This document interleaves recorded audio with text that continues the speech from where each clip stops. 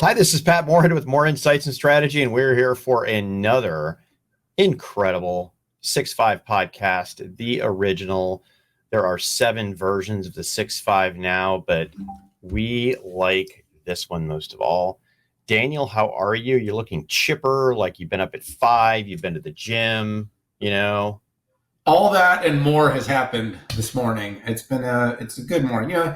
There's something about Fridays, and I'm so glad that we chose. We did do one this week on Tuesday. It was a catch-up pod, and I'm glad everybody tuned in with us. But there's just something about starting your last day of your work week for those that work 5-day work weeks with a pod with my bestie. I mean, and anyone else saw we were out together last night at dinner. So this is like 24 hours of Dan and Pat, which actually isn't all that rare. Well, it's funny. It's rare in Austin, but not rare when we're at some show or something like that. But hey, if you're new to the 6.5, we cover 6 topics, 5 to 10 minutes each, depending on how good they are and how clear our brains are on a Friday.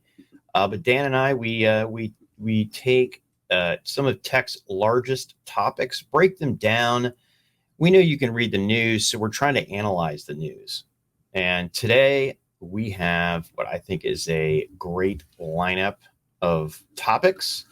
We're going to be talking about the tech layoffs. We're going to be talking about a little bit about NRF.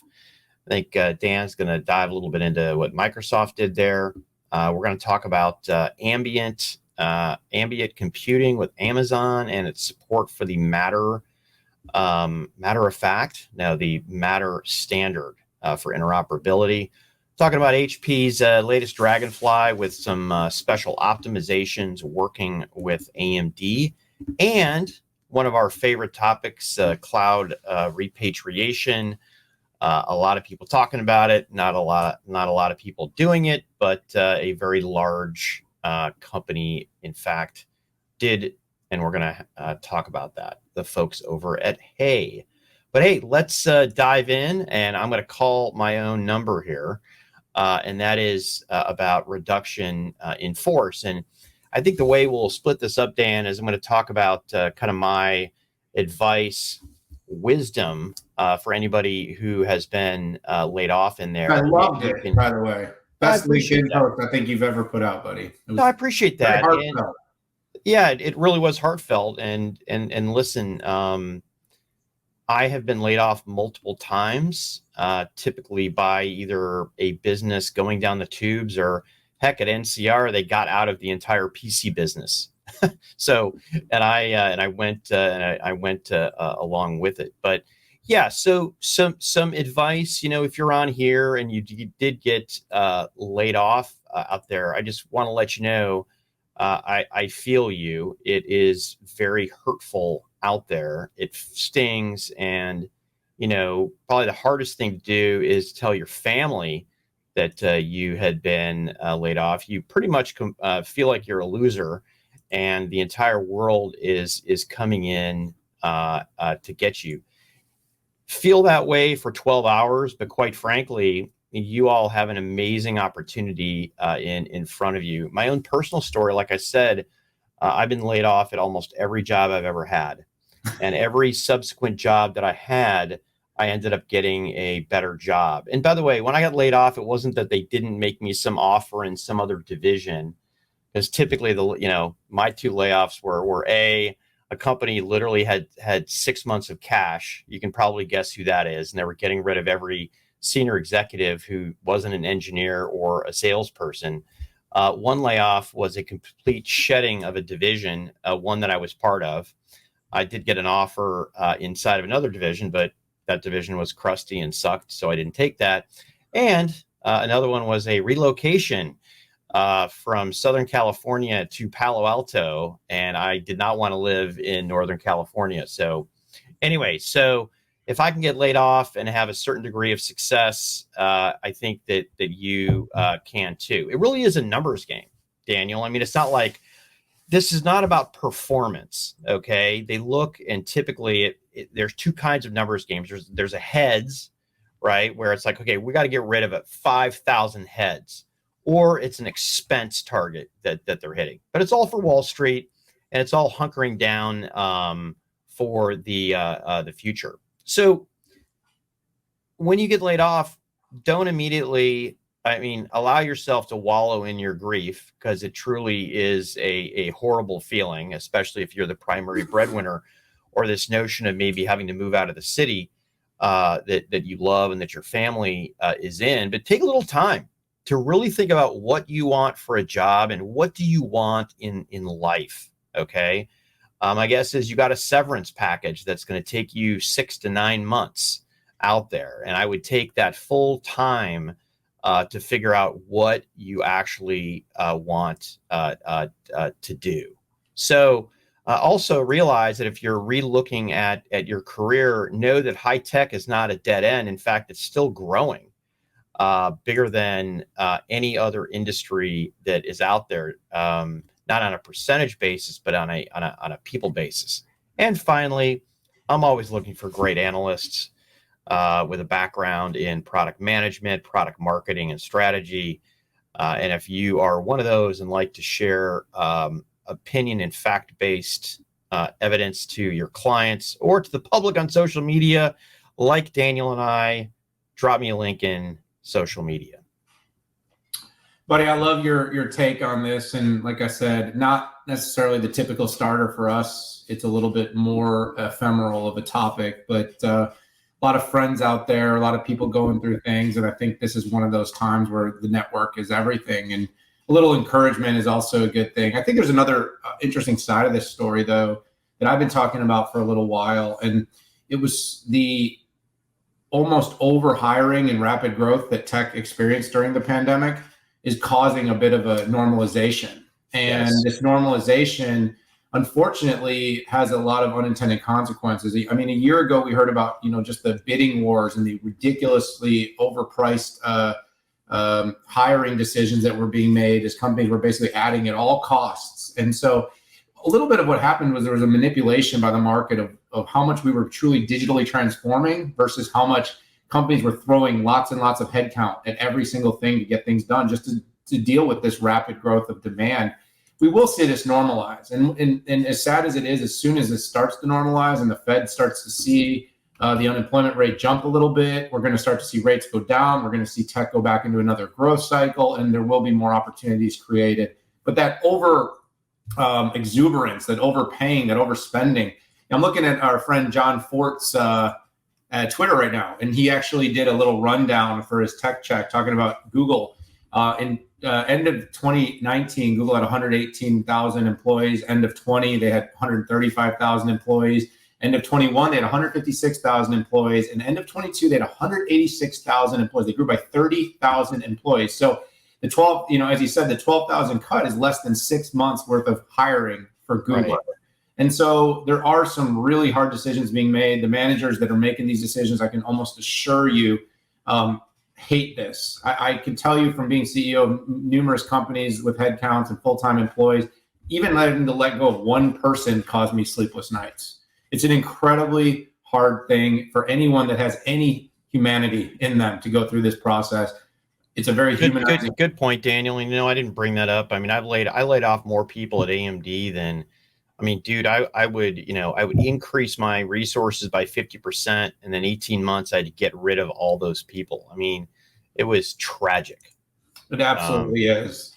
And in the end, we are seeing a bit of a revolution in technology where a lot of the tech and systems and transformations that we've been saying have happened during the pandemic are going to start happening. So it's going to be a time for upskilling. This is a great moment to reflect on how you do your networking and make sure you build a strong and robust network long-term, because frankly, that is going to be the future of how we connect, how we find jobs, how we find people. And same as Patrick, if we know each other, if we have a relationship, my LinkedIn messages are open. So are my Twitter DMs. Hope to hear from you guys. And by the way, about just a note out there, if you're on LinkedIn, I received 150 messages on I'm looking for a job, which I do appreciate. Please give me patience as I go through there. I'm doing some job recs and kind of can see it again. I'm looking for people who worked inside of tech companies in product management, product marketing, and strategy. as opposed to folks who've been in the industry analyst realm. But hey, if you're an industry analyst and you have that background too, I'm interested. So, Dan, sage words, and it's fun to think that you are a 20-something X-year-old CEO. I really love that. Yeah, I'm just the older version of myself now. But I did put out a LinkedIn post, Pat, that kind of said, when should I change my profile picture? I have a 10-year-old LinkedIn profile picture, and I got a lot of feedback that I still look exactly the same. So that felt kind of good. Listen, you work out 6 days a week, and that's what that's what you get. Live a clean life like you do, and there we go. I'm an unbearably cool dad. So, Dan, last week we talked a little bit about NRF, which is the nation's largest retail technology trade show. Talked a little bit about what Google was doing in there, and if you want to catch that, just check YouTube or Twitter for that. But what else happened? You actually went to the event, Dan, as I experienced NRF from the comfort of my home. Yeah, don't rub it in. No, honestly, it was great. And that's exactly how I want to broach this. You know, I mentioned Microsoft. We did a huge resilient retail report for Microsoft that got launched at the event. Shelley Branston, the corporate VP that basically runs consumer goods industries, actually nominated to the board of NRF, presented our research as part of her one of the keynotes at the event. So I'm very proud of that. And what we were focusing on this year was kind of how does retail stay strong between supply chain issues, between e-commerce and how digital is changing the buyer's journey. And let me just tell you that as I walked the floor of NRF, there's two major observations. One, it was in New York and the thing was packed. So I really do believe we're at the end of the whole virtual and hybrid. People that are part of important events are going back and being in person at events. This was 1,000% busier than it was a year ago. So we saw it with CES, we saw it with NRF. On the actual, the vendor side or, the exhibitor side, NRF is a tech show. Pat, I walk in the door at the top level of this thing and I walk through SAP, Microsoft, Cisco, IBM, Oracle, Salesforce, and you just name it, go down the line. Adobe, every major tech company is in a booth there. So if you go to NRF, it looks like a major enterprise tech show. And the bottom line is that the main theme I'm seeing here is that analytics are going to take the retail industry by storm in a new way. And let me explain what I mean by that. Historically speaking, e-commerce has been the analytics-friendly consumer retail vehicle. Why? Because it's very easy to track behavior online. Retail has been a lot harder. E-commerce was supposed to eliminate retail, right? Eventually, we were never going to go to a store again, Pat. We were just going to spend all our days in our couches ordering stuff from Amazon. And based on Amazon's growth, some of that is true. But I think when you buy things, right, whether it's a new Montclair sweater or it's a vehicle, or you want to go shopping for your home, or you're a recreation, you want to buy a new bicycle. I actually think retail is great. And by the way, simple things too, like grocery shopping. I don't know about you. I do a lot of that curbside stuff during the pandemic, but I don't really like getting the defunct produce and the most likely to expire bread. And when they come and bring that groceries out to you, you always get the worst stuff. So I like going in and picking my avocados. And so the bottom line is people like retail, but for retailers to grow in a meaningful way, they have to get better analytics. Well, so what Microsoft and Salesforce and Oracle and a lot of these companies are showing are these very industry-rich cloud capabilities, plus these next-generation frictionless analytics-driven sales experiences that can use things like AI, sensors, IoT, camera technology. We've all heard about Amazon and their just walk out technology. Well, that's going to go to scale pretty soon. Microsoft has showed some displays of this in their booth, the ability to walk in using low-end cameras and sensors to be able to have people do that whole just walk out technology. So now, rather than just being proprietary to the Amazon stores, every major grocer chain is going to be able to start looking at stores. They showed one example in Poland of a store. They're opening thousands of these small retail shops where people can walk in with their ID or a credit card, fill up their baskets, and walk out. And these stores require one human to manage 5 stores. And if you see in the future with the camera technology now, they're able to look at where we're looking on the shelves to be able to determine the positioning, how to sell to Frito-Lay, how much Frito-Lay pays to have something at an eye level versus a lower level. And we're starting to be able to get that rich analytics subset of data that we've been able to get from e-commerce for a long time, bringing omni-channel experiences much closer. So this is what big tech is really doing to drive the future of retail. And this whole resilient retail is going to come down to using better technology, which is what our study found. And it's going to be all about having better visibility into the supply chains of the future, which is going to be driven all by technology. So I could talk a lot more, but it was a really great event. Had, I think, 20 something meetings in 12 hours. Just awesome. And there were so many of our clients were there, so many of the tech giants. It's great to see technology helping to revive the retail industry. Yeah, there's never been any doubt that you could talk more on a subject, Dan. And I don't know if our listeners need that either. I'll take my lumps there. I mean, I had 20 meetings. I talked about like 2 things, but I tried to boil it down to a theme, Pat, because otherwise I wasn't going to give fair attention to everybody. And in fact, Mel says resiliency report was great, Dan, coming definitely the word for 2023 in every industry. Hey, Mel, how you doing? How are you? We should have you on the show sometime. Moor Insights and Strategies. That's right. Analysts. And Faisal says hi too. Hi, Faisal. What's up? All right, we love our fans. Hey, let's good breakdown of the content here.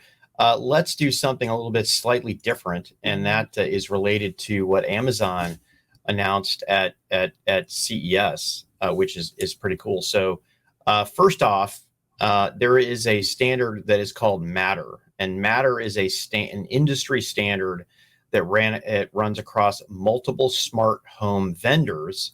So the setup and interoperability improved, and actually a standard setup for smart home devices along with interoperability. So you could buy an Apple device that interoperates with an Amazon device. And, let's say you're trying to set up an entire smart home. You don't have to worry about just buying devices from one vendor. This took years to put together, and our IoT analyst Bill Curtis, who was the vice president of IoT strategy at ARM for a while, when he was at ARM, actually was helping to put this standard together, and it took years to finally get this out the door. And at CES, Amazon came out with their new developer kit that supports Matter. So it will be able to have interoperability with other Matter-based devices. I think this is a real breakthrough. Some people look at this as, well, if you have a powerful position in the smart home, why would you lean into interoperability? Dan, it would kind of, I talk about the magic API that AWS will never bring out to have interoperability with Azure and Google Cloud. But Matter is this magic. It's not technically an API. It's a set of processes and a technical specification to have lower latency. But imagine if you're on your TV and you have a Samsung-based TV that supports Matter. Hypothetically, you could be able to control your entire smart home on that Samsung TV, or on your Apple Watch or your Apple phone. It also limits the amount of applications that you might need. And Amazon, who is the smart home leader, this is a really big deal. So check out the Forbes article that I wrote along with Jacob Freeman, and then also Bill's research paper on Matter. And again, he was the guy that helped the industry put that together. Pat, you matter, buddy. You matter.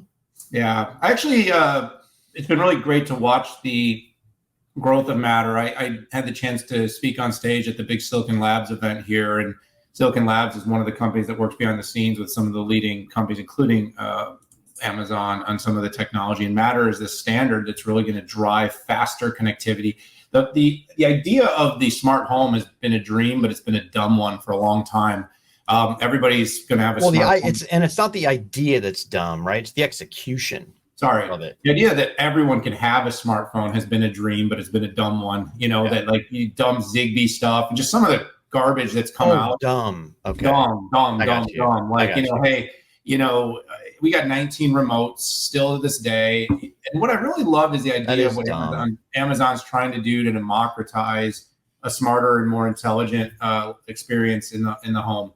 And by the way, this can translate into the office, and I have a feeling some of it will. Obviously, security will be important at some layer, but your TV is one of the things that I'm pretty sure in every house on the planet, every fluid household on the planet has at least like a smart TV at this point. I mean, geez, it's like $100 now for like a 40-inch flat panel, and building some intelligence into these. It comes down to, hey, we have the Alexa. We've learned how to talk to our devices. We've learned how to interact with content. In the future, we're going to be able to walk into our home, even if it's a small apartment in Manhattan or a giant house in the mountains in Summit County or wherever it is. And you're going to be able to say, hey, Alexa, or whatever your smart system is, turn my lights on, close my drapes, play me this song, order me this pizza, whatever it is. And the idea of needing a Crestron control system and needing a Lutron lighting and shade system and needing a big camera mux system, that is basically what is going to be displaced in some way by Matter and by Amazon and what they're doing. Now, again, you're going to probably end up with 15 Alexas, and they're going to end up with an incredible amount of data to understand how you live your life. But I want to be very clear even about that. We've already acquiesced our data. We've already given up the fact we would all trade largely our data for better experiences. And that's really what they're saying. You can walk in, play the music you want, show and display the artwork or pictures of your family, be able to set and connect in the future to more smart and intelligent home-like experiences. And that's what I really like about what Amazon is doing. And by the way, doing so at a price that is achievable in more and more households. And you look at some of these 75 and 85 or 65, 75-inch Fire TVs, Pat, they're sub $1,000. Now, again, that's not cheap, but these are large 4K displays with really great intelligence that can be used for content and for smart home connectivity. So good stuff, Amazon. Keep going. Yeah, the cool part that I didn't bring up here is that you can standardize on one intelligent agent. So for instance, what this enables you to do, if you're a complete Amazon household, if the Apple smart home devices would support Matter, you could use Amazon to control your Apple, and vice versa, right? If you're a Siri person on your smartphone, which most Americans are, but you are an Amazon smart home, you can use Siri to control all your Amazon stuff, and it's going to be a lot easier in the future. One of the downsides or thing that's not in Matter, it doesn't support cameras or security systems yet. And I think I understand, some of the important nuances. That's an oxymoron there, or a malapropism. It's not there yet, and cameras are the most confusing to me. I probably have 36 different cameras that I'm monitoring across multiple sites, but. Good stuff. Let's go to the next topic here. Lenovo Net Zero proclamation by 2050 in Davos at the World Economic Forum. I saw YY in his parka there. Looked like he was freezing his tail off, but bringing the ecological joy to the world. Yeah, so you and I are not by any means pure on super fans of all these sustainability ESG. We're looking at practical and meaningful ESG efforts. We want companies that are doing things that are truly measurable, that are adding value, that enable companies to continue to be market competitive. At the same time, being thoughtful about Mother Earth in the process and in achieving goals. Oh my gosh, did you just say Mother Earth? I was having a little fun. Are you one of those Mother Earth people? Hey, hold on, Mother Earth. I was having a little fun with this. Okay. Dude, just checking. I'm just checking. Dude, let me go, man. All right. Dude, these socks I'm wearing are actually recyclable. Dude, I don't even wear socks. I just put a paper bag over them, a recycled paper bag. All right, come on. But you and I both agreed. I think we can say we both agreed that it's not that sustainability has a problem. There was too much greenwashing.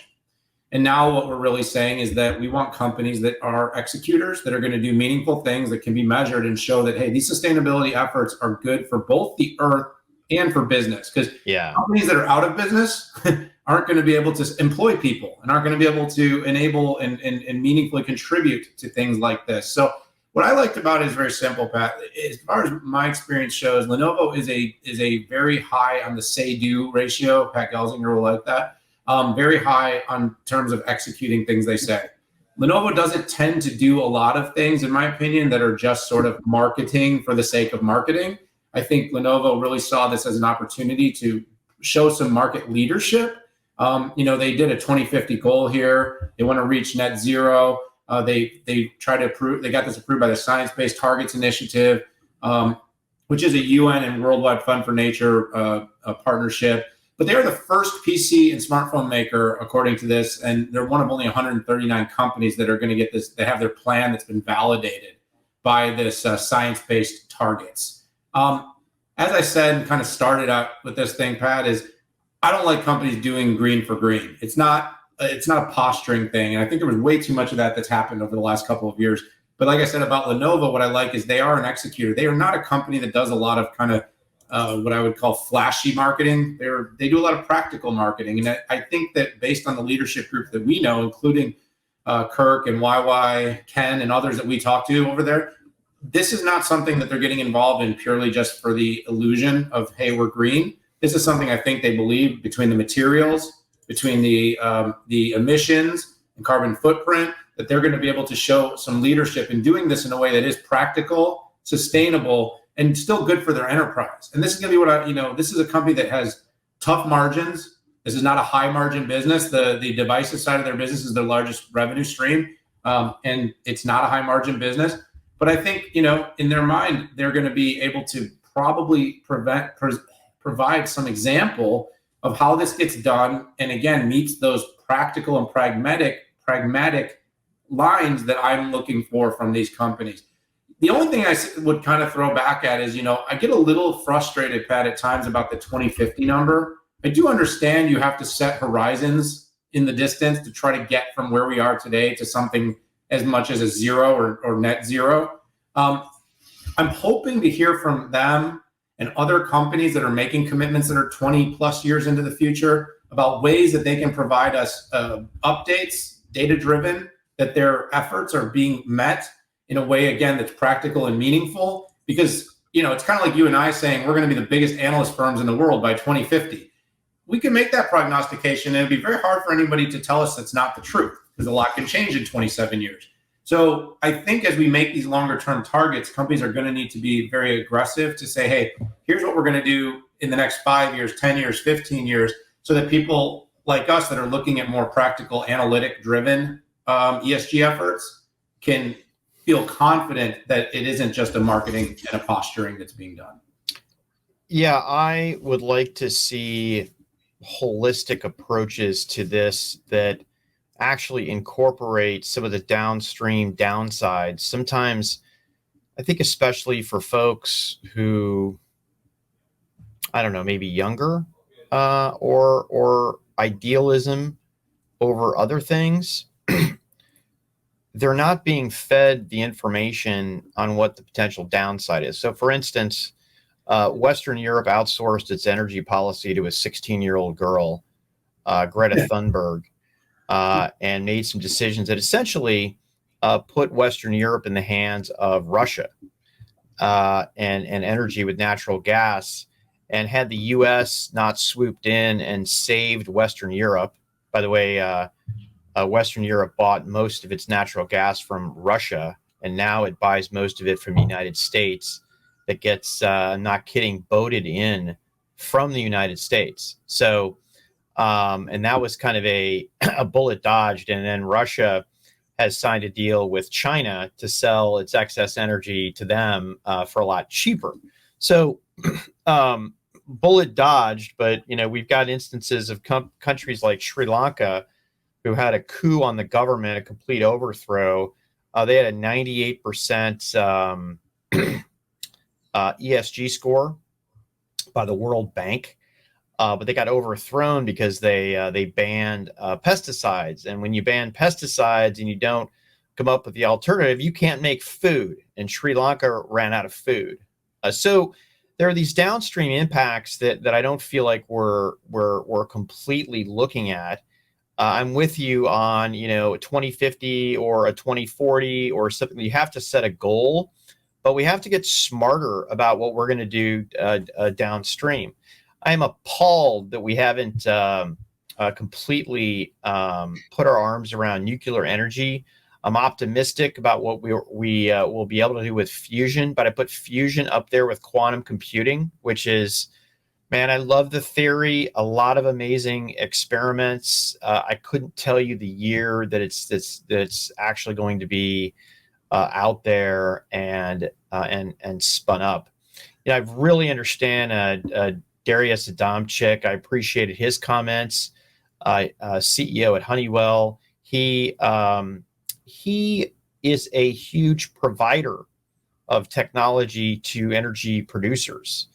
And, this let's do it, understanding the downstream effects and also the overall costs and benefit analysis, I'm in 100%. With that said, congratulations, Lenovo, on the gutsy, hatchet you threw out into the sea. One thing you said, Daniel, was spot on, which is, Lenovo is a company that actually has something to do with it.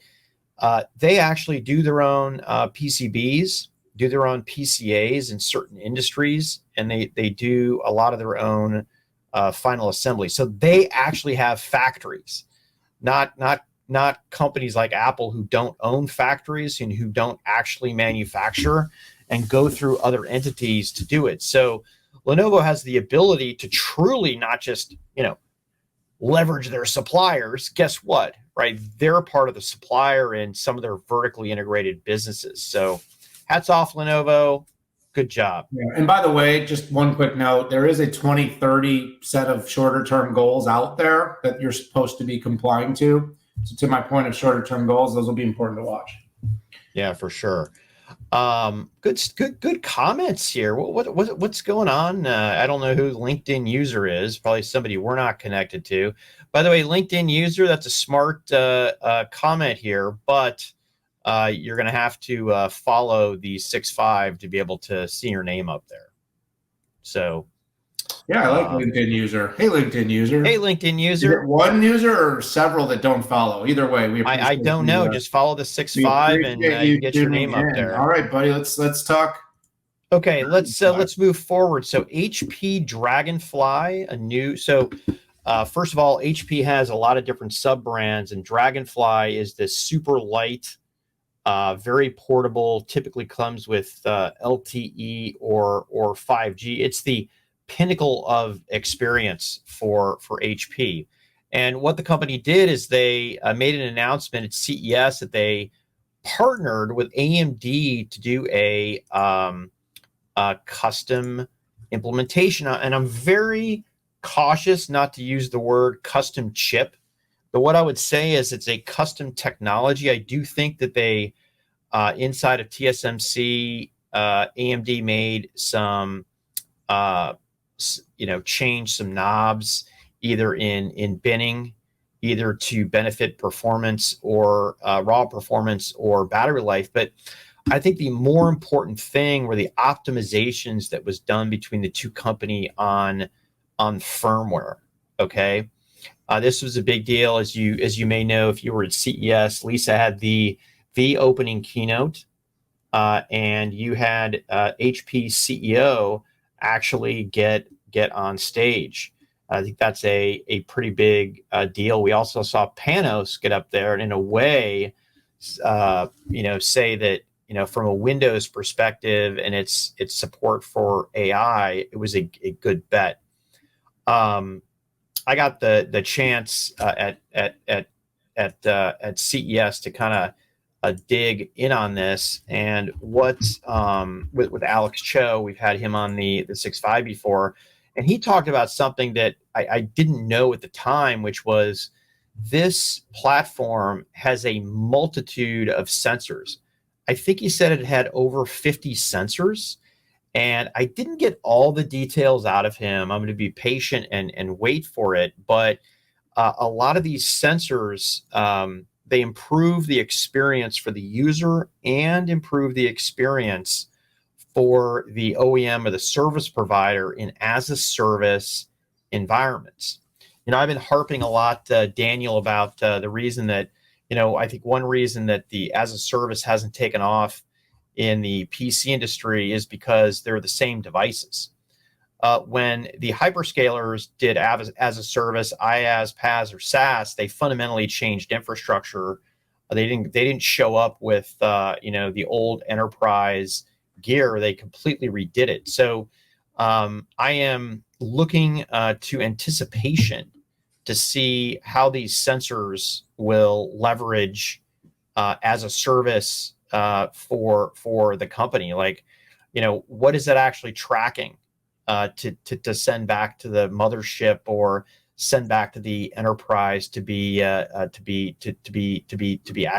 But check out the Forbes article that I did along with Jacob, and hopefully you will be as impressed as I am. Yeah, I didn't have the benefit to test this thing, so I'm kind of going off of your take here, and I look forward to maybe having a chance to play. If anybody out there that can help that happen. Oh, by the way, I found out who LinkedIn user is. Should I announce it publicly? Yes. So LinkedIn user is our dear friend Brian Madden from AMD. But for whatever reason, he's just shown up. I got a message in my an LOL showing up. So hey, Brian, thanks for chiming in and joining the show. You came in just in time. Did you know we were going to talk about AMD? I don't think you knew that. But, and by the way, Brian, it was fun staying out till 1 o'clock in the morning with you at in Vegas. That was fun. My liver doesn't like you, but Pat, the other Pat does. We'll put some photos in the show notes from that night. Not going to happen. Anyways, so I'm not going to add a lot here. What I'm going to say is that, you asked an interesting question in your piece, and you said, my question for HP is why take the chance with AMD? Provocative, right? And I thought it was a thoughtful statement, but, look, we are seeing a movement towards more diversity of SKUs, the utilization of AMD's technology by many of the OEMs as they're looking to take advantage of AMD's progress and their successful innovation that they've been able to show across silicon, both in the data center and in the PC space. Of course, availability has been a thing throughout the pandemic as well, which drove more companies to diversify their SKUs. But AMD is doing a lot of very exciting and innovative stuff in their PC, a lot of the AI on chip. I'm encouraged by what they're doing, and I think that's why companies like HP have made bigger bets and gone more aggressively.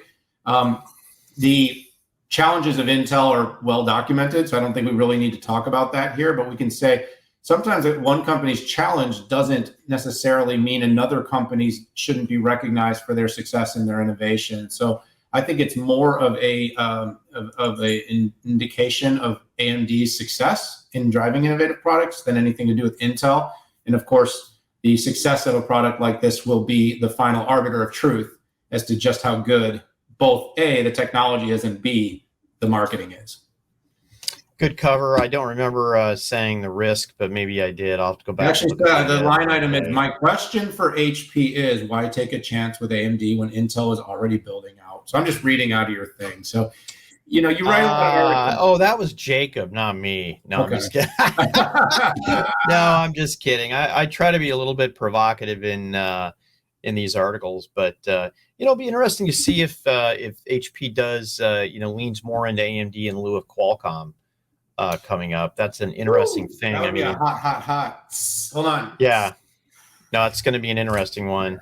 We will have to see. So hey, let's go into our final topic here. I know you need to fly. Oh, you did it.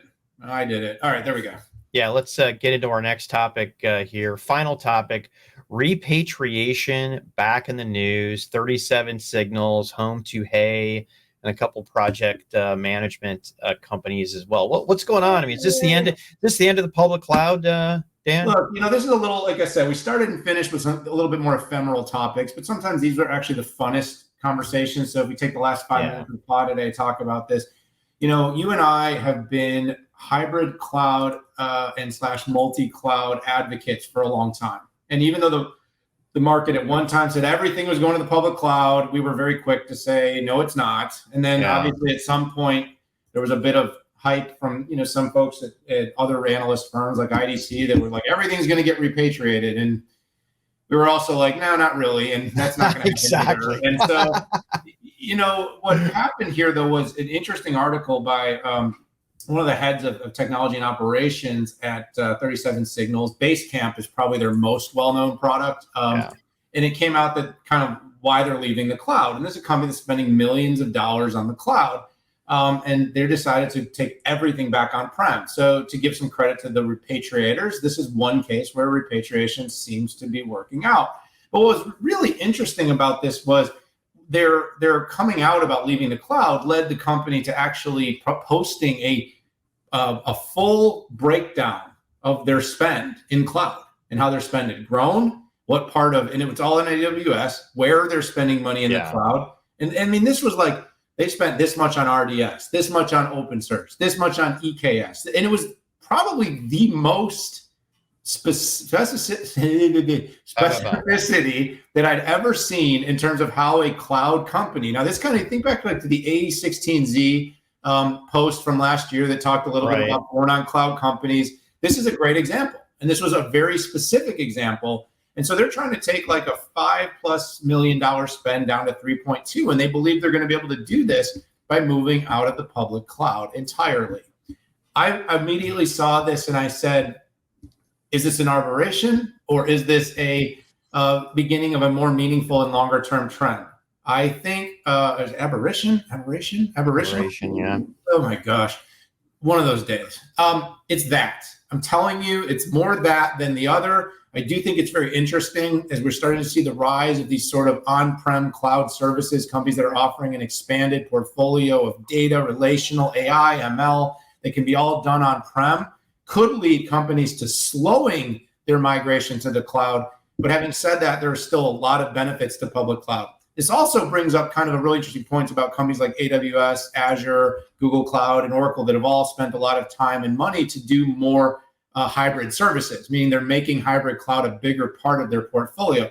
Let's be clear. This isn't for no reason. They understand that there is a requirement to make sure that some workloads, some data, minimizing certain egress, the edge and IoT and all the sensor data that's going to come off is going to create huge costs to keep data moving, and that not every workload is appropriate for the public cloud.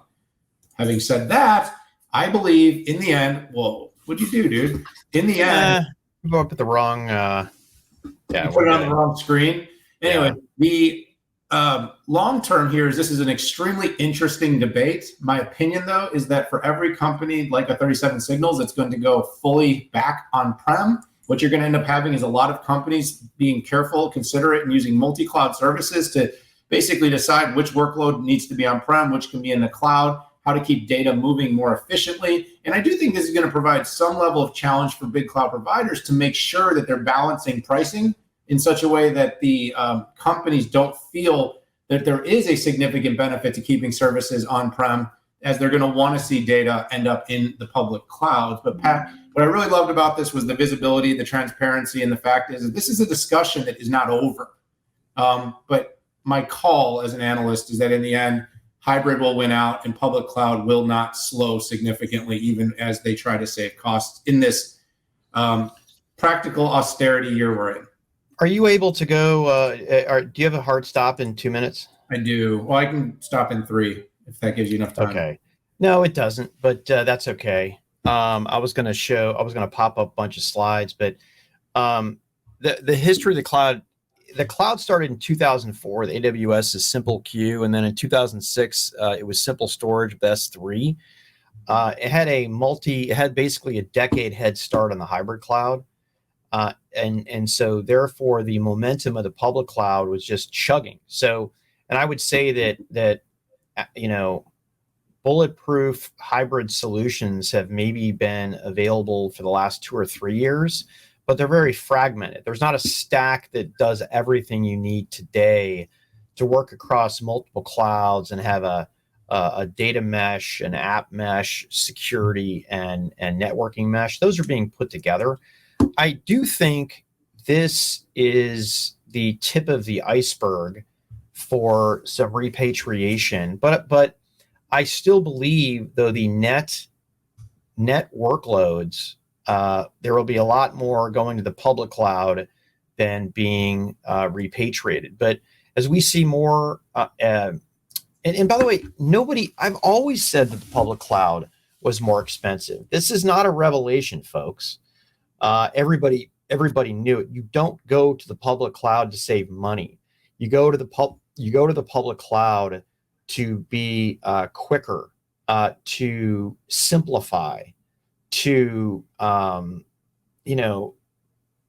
redo everything. So, am I surprised at the huge cost savings? No. Could everybody do this? No. But I think more people, once the tools from VMware and Red Hat and Cloudera and HPE with what they're doing in GreenLake, as we move forward, I think there will be more people who will be rethinking this equation. Which, by the way, moving everything out of the public cloud, almost an impossibility for most folks. Okay, exactly. It's going to be a blend of public, of private, and everything in between. So multiple public cloud. I think multi is going to get hot. Yeah, there's a prediction, buddy. Oh, that's neat. That's like a throwaway prediction, dude. Like, we all know that's going to happen. So Pat, AI is going to be hot in 2023. Yeah, but anyways, at some point, I do want to take you through the history of the cloud, what AWS was saying about private, public cloud pluses, public cloud challenges, hybrid cloud good, says AWS. AWS has the most hybrid services of any other. Here's what Walmart is doing. Here's how they did it. Here's the Andreessen Horowitz piece that you hit, and here are the folks that are building out hybrid multi-cloud. So, okay, I didn't actually get the full presentation, but I did get my slides in, and if anybody's interested in this discussion, let me know. We'll have Daniel do a keynote, but dude, I gotta run. We gotta go. I know you gotta run. More important. No, it was a great show. Thanks for everybody. We had a good talk. If you like what you heard, hit that subscribe button. If you want to reach out and touch Daniel and I figuratively, you know where to find us on social media. We spend way too much time on there. Take care. Peace out. We love y'all.